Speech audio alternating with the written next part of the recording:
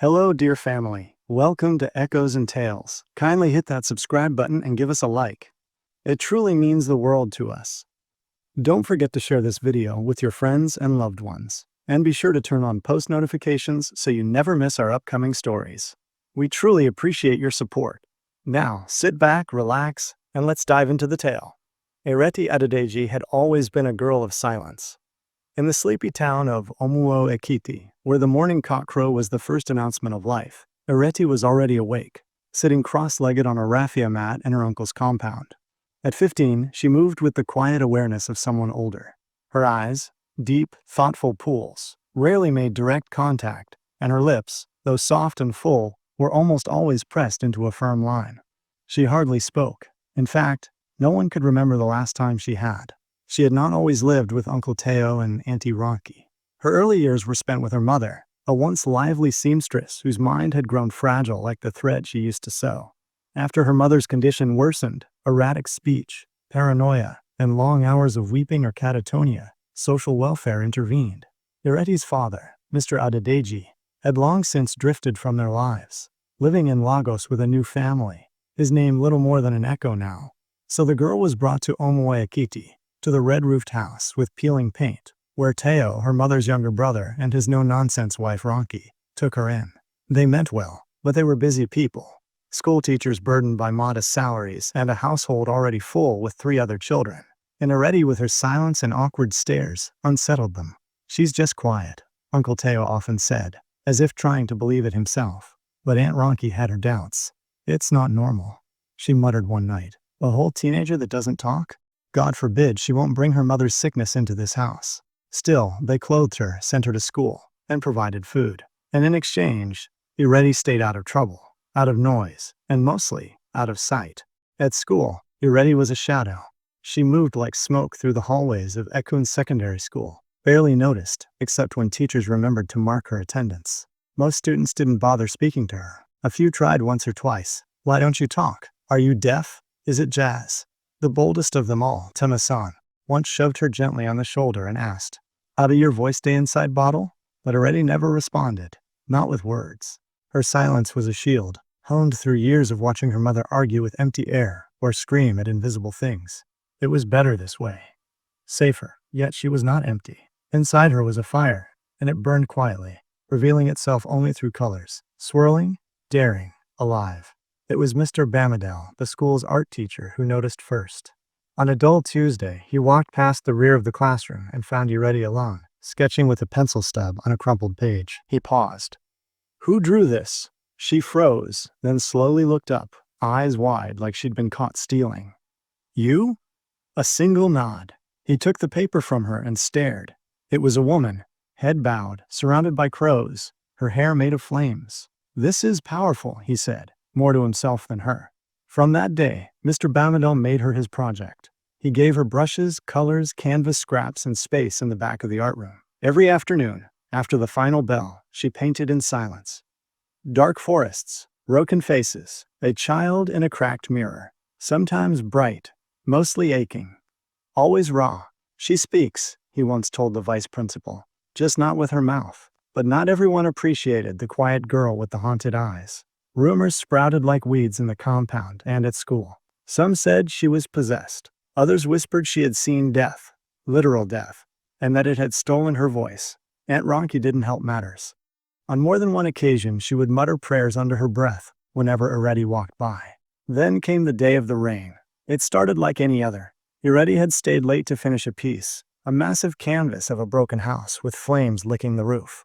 It was part of the school's upcoming arts showcase. Mr. Bamadel had high hopes for it. "You're gifted, Ireti," he told her gently. "You know that, don't you?" She stared at him, unsure of how to respond. But he didn't need words. Her eyes softened for a moment. That was enough. Then the sky cracked open. Thunder rolled and the rains descended in heavy, angry sheets. Omuo Ekiti's red mud roads turned to rivers. Students had already scattered.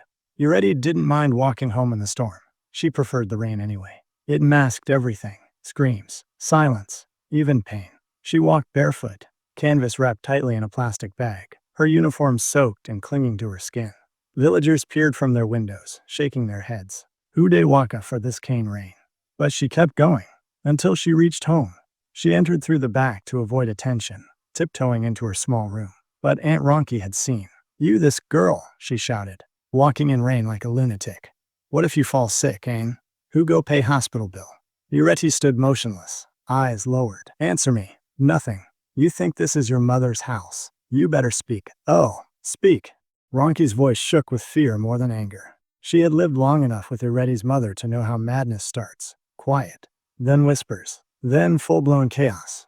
Ireti flinched but didn't speak.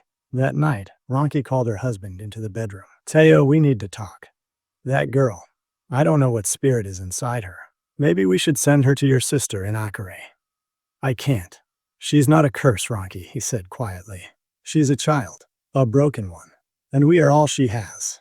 But Ronki turned to the wall, saying nothing. And in her room, Ireti stared at the ceiling, the rain still whispering its secrets through the zinc roof. 2 weeks after the rainstorm, something changed, not in Ireti, but around her.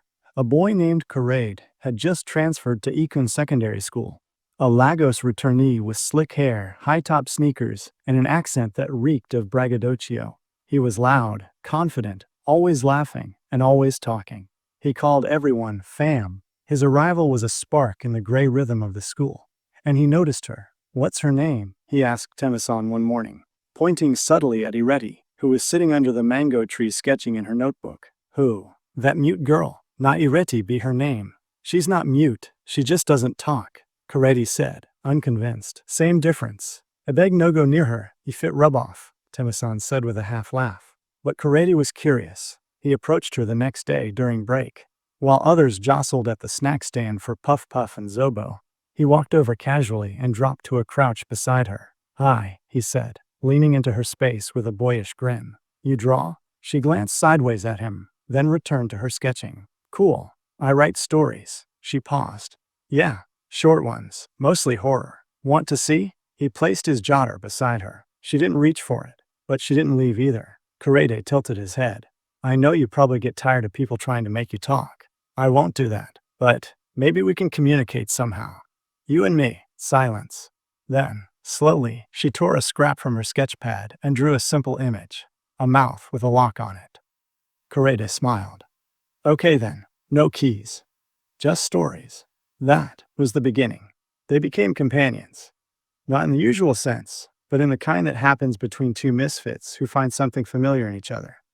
During lunch breaks, Karede would read his horror stories aloud to her. He was animated, dramatic, giving life to characters and monsters. Ireti never laughed out loud, but her eyes often shimmered with the edge of amusement. Sometimes, she'd respond with a quick sketch, a ghost under a school desk, or a girl with roots instead of legs. Their conversations had no sound, but they echoed in meaning. Mr. Bamadel noticed. "Ireti, you found a friend," he said one afternoon, passing them in the art room. She paused and nodded, a small, deliberate nod. But not everyone liked it. Temasan, who once found Karede amusing, began making comments. "So you dey do ghost love now, Abby? You and the quiet witch?" Karede brushed it off, but Ireti, ever observant, caught the growing tension. Then came the day they vandalized her painting. It was a large piece she'd been working on for over a month.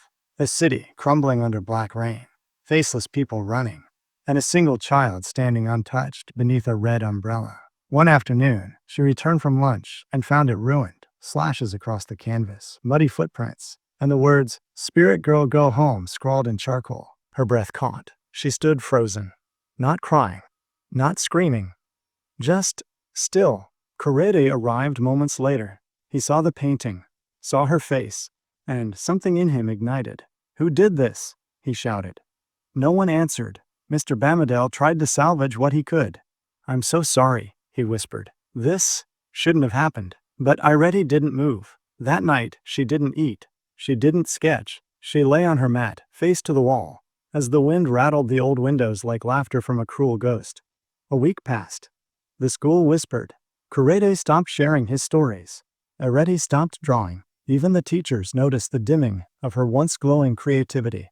At home, things worsened. Aunt Ronki became increasingly agitated by Ireti's withdrawn behavior, her refusal to eat or speak. "What is wrong with this child?" she snapped one evening. "Is it a curse you brought into this house? I'm tired."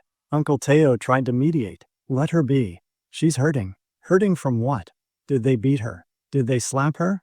Even her mates they laugh in school and move on. But Ireti couldn't move on. And then came the scream. It was a hot Saturday. Coretta had come to visit, to check on her. He brought a new story, one about a girl who bottled her voice and buried it in the forest. He read the first page aloud, then stopped. "I miss your drawings," he said quietly. "Please don't disappear again." Something in Ireti cracked. Not softly, not gently. That night, as thunder rolled and the town braced for another downpour, she woke with a start.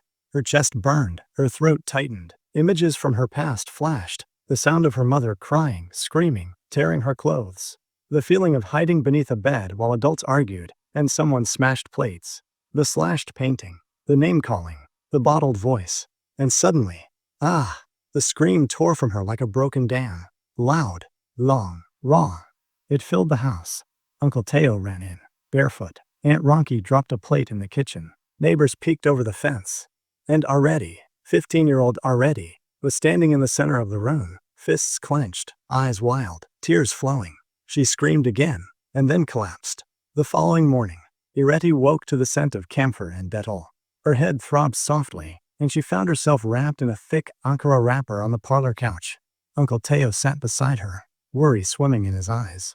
"Ireti," he said gently, "you scared us." She looked up slowly. "I didn't know you could scream." It wasn't a rebuke. It was awe, like someone watching a bird, long thought mute, suddenly break into song. She sat up and rubbed her eyes. Her chest felt lighter, like something long trapped had been exorcised by the rawness of the night before. For the first time in years, her mouth opened, not to scream, but to breathe without fear. She didn't speak, not yet, but her silence had changed. It was no longer armor. It was recovery. Later that week, Mr. Bamadel noticed it too. "Ireti," he said, placing a new canvas before her.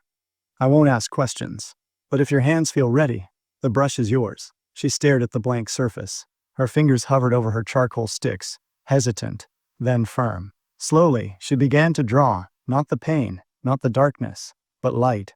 The image took form over several days. A girl standing barefoot at the mouth of a cave, light flooding in behind her. Her eyes were closed, face tilted upwards. Her lips were slightly parted. She titled it, "Becoming." A month passed. Ireti's sketches began speaking where her mouth hadn't. Her connection with Coretta deepened, and even her classmates softened around her. Temasan muttered apologies, half out of guilt, half out of fear of Coretta's sharp tongue. Life at school became livable, but home remained brittle. Aunt Ronki watched her with tight suspicion, muttering prayers under her breath. "There's something not normal about that girl," she said one night. She screamed like banshee, then quiet like grave. Uncle Teo remained her quiet protector. Then one afternoon, he came home with a brown envelope in hand. He held it like it was made of fire. "It's from your father," he said, placing it on the center table. Ireti froze.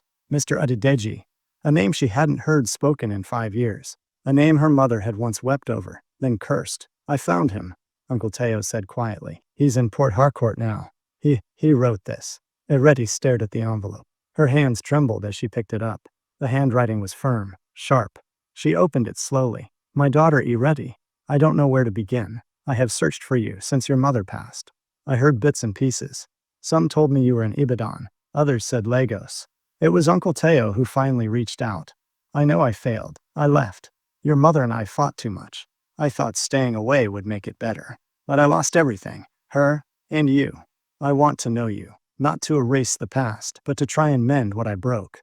I'll be in Ibadan next week. If you're willing to see me, I'll wait at the old train station, Saturday, 3 p.m. I'll wait whether you come or not. I'm sorry. Your father, Adedeji." The letter fell from her hand. So many things wanted to rise. Questions, fury, sorrow. But what surfaced instead was a sketch. A girl with one hand clenched in anger, and the other stretched open in hope. She placed it beside the letter. Saturday came. Ireti stood before the mirror in her simple blue dress. Her hair was neatly woven into cornrows. Her eyes looked older than 15. They held stories without words. Coretta had offered to come with her, but she declined. Uncle Teo drove her in silence. When they arrived at the station, he touched her shoulder gently. "You don't have to forgive him today," he said. "Just allow yourself to feel." She nodded. The train station was old, weathered, dotted with broken benches and flickering lamps. She saw him before he saw her, Mr. Adedeji, A man in his early 40s, tall, slender, with deep-set eyes and streaks of gray in his beard. He held a bouquet of white lilies and a small leather-bound notebook. He turned and froze. Their eyes met. "Ireti," he whispered. She stood motionless. He took a step forward, then stopped himself. "You don't have to hug me. Or speak. Just let me see you." She stared for a long time, then reached into her bag and pulled out a folded sketch. She handed it to him. It was a drawing of a man sitting alone in an empty room, hands on his lap, face filled with longing. Behind him, a door slightly ajar. Mr. Ireti held it like a sacred relic. His eyes glistened. "I'll wait by that door," he said softly. "Whenever you're ready." Ireti turned to leave, but not before glancing back once. A small, almost invisible smile curled at the corner of her lips. A full moon lit Ireti's room that night, its silvery fingers slipping through the louvers and landing softly on her desk. The sketch of her father sat beside her pencils. She hadn't spoken to him, not yet, but she had looked into his eyes, and for once, she hadn't seen a stranger. That night, she dreamt of her mother. In the dream, Mama stood in a field of yellow wildflowers, her hands extended, eyes gentle. "You are not broken," her mother whispered, touching her cheek. "You are becoming." When Ireti woke, there were tears on her face. But she wasn't sad. She felt light, the kind of light that makes one brave. At school the next morning, she walked differently, shoulders looser, head no longer bowed. When Ireti called her name across the corridor, Ireti smiled. Then, just as she was about to walk into class, a boy accidentally bumped her. Her notebook dropped, and for the first time Ireti said it. "Be careful." The words were soft, cracked like the first word of a baby bird, but they were words. The boy froze. "Did you just talk?" Ireti blinked, shocked at herself. Ireti's face broke into tears and laughter at once. "You spoke," she shrieked. "Ireti, you." Ireti laughed. A quiet, bubbling thing that startled even herself. And the class, once indifferent, looked at her with new eyes. Not as a mystery or a myth, but as a girl unfolding. The news spread fast. Mr. Bamadel called her aside and simply smiled. "You don't need to explain. Just keep painting and speaking when you want." That evening, Uncle Teo came home with puff puff and soft drinks. "What's the occasion?" Aunt Rocky asked suspiciously. "Ireti spoke today," he said with quiet pride. Aunt Rocky froze. "Spoke," he nodded, with her mouth. Aunt Rocky crossed herself thrice. "It's a miracle." But Ireti didn't need it to be a miracle. It was healing. Weeks turned into months. Ireti began seeing her father on Saturdays, sometimes at the train station, sometimes at the park. They spoke, slowly, carefully. He never forced. He always listened. She learned his favorite food was EFO Riro, and that he kept a notebook where he wrote poems. She read one once. It was called My Daughter's Silence. It ended with the line, "And in her quiet, I found my noise fading into peace." She forgave him, bit by bit. She still lived with Uncle Teo and Aunt Ronki, but the house felt different now. Aunt Ronki stopped calling her names. In fact, she started bragging in church. "My niece. She's an artist, oh." Her sketch was featured in the community paper. Ireti spoke more. Not a lot, but enough. She told Ireti about her mother, about the screams, about the man with fire in his fists, about why she had stopped speaking. One evening, sitting under the mango tree at school, Ireti held her hand and said, "You're the bravest person I know." Ireti looked up at the sky. It was blue, limitless. That year, she submitted one of her sketches to a national art competition. It was a large canvas. Half of it was a girl curled up, arms around her knees, mouth closed tight. The other half was the same girl, standing tall, mouth open, voice pouring out like golden light.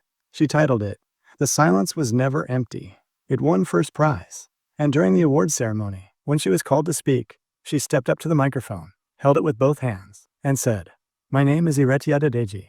I used to be silent, not because I had nothing to say, but because I was learning how to survive. Now I'm learning how to live. Thank you." The hall erupted in applause. Mr. Adeji wiped his tears. Uncle Teo stood and clapped like thunder. Ireti screamed like she'd won the prize herself. And Ireti, she smiled, not the careful, cautious smile of before, but one full of life, and sound, and becoming. Moral of the story. Silence is not always weakness. Sometimes it is a shield we use when the world becomes too loud to bear. But healing begins when we find the courage to break that silence, and when others choose to listen without judgment. Everyone is fighting battles we cannot see. So be patient, be kind, and never assume you know someone's story from the outside. Understanding is more powerful than pity, and speaking up, or simply being there for someone, can transform pain into hope. That brings us to the end of the story. What lesson did you take from it? Share your thoughts in the comments section. Don't forget to leave a like, subscribe, and turn on post notifications so you'll know whenever we release a new video. Also, feel free to share this with someone who might enjoy it. Thank you so much.